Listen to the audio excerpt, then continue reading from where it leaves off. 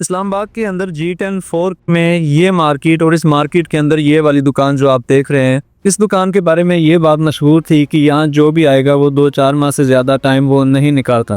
क्योंकि हमसे पहले भी बहुत सारे यहाँ पे दुकान वाले आए जिनमें से अक्सर दूध वाले थे, तो उन्होंने भी तकरीबन कुछ ही अर्सा निकाला और जिसके बाद वो नाकाम हो गए, यहाँ से चले गए।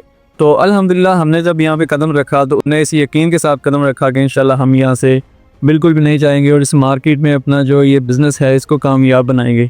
तो आज अल्हम्दुलिल्लाह हमें 4 साल होने को हैं। आपने देखा कि हमने हाल ही में एक चिलर चेंज किया, छोटे से बड़ा चिलर खरीदा। उसके बाद जो बड़ा चिलर है वो भी अल्हम्दुलिल्लाह जल्द ही वो भर जाएगा। मतलब कि हमारा जो बिज़नेस है अल्हम्दुलिल्लाह यहाँ पे स्टेबल हो चुका है, कामयाब हो चुका है। तो हमने उस बात को गलत साबित कर दिया है कि यहाँ पे कोई भी दुकानदार है ज़्यादा टाइम तक नहीं टिक सकता। आप लोगों के हम पर एतमाद के साथ और अल्लाह ताला के फजल के साथ आज अल्हम्दुलिल्लाह हम यहाँ पे मजबूती के साथ खड़े हैं।